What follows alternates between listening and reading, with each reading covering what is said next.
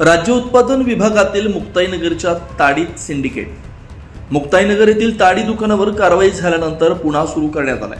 यामागे प्रशासनाची टिप्पणी जबाबदार असून राज्य उत्पादन विभागातली सूर्यवंशी बाबा व राठोड बाबा या दोघांची मुक्ताईनगर येथील ताडीत हिस्सा असल्याची चर्चा आहे. ताडीची झाडं मुक्ताईनगर तालुक्यात शून्य असताना एवढ्या मोठ्या प्रमाणात लाखो रुपयांची ताडी विक्री कशी होते हा प्रश्न सर्वसामान्य जनतेला पडलेला आहे. यामागे फार मोठं प्रशासनाचं सिंडिकेट असल्याचं बोललं जात आहे. मागील पावसाळी अधिवेशनात महिला आमदारांना ताडी दुकानांसंबंधी विधानसभेत तारांकित प्रश्न केला होता.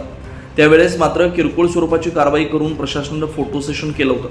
पुन्हा तोच पराक्रम ताडी उत्पादनाचा सुरू झाला. मोठ्या प्रमाणात तरुण पिढी या ताडीच्या विळख्यात सापडली आहे. त्यावर कुणी आवाज उठवायला पुढे येत नाही.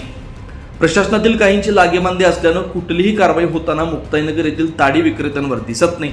शासनाच्या एका निर्णयाचा आधार घेऊन जीवघेणी ताडी विक्री केली जाते. धरणगाव व पहूर इथं ताडीमुळे मृत्यू झाला अशी घटना पुन्हा घडल्यास याला जबाबदार कोण हा प्रश्न निर्माण होतो.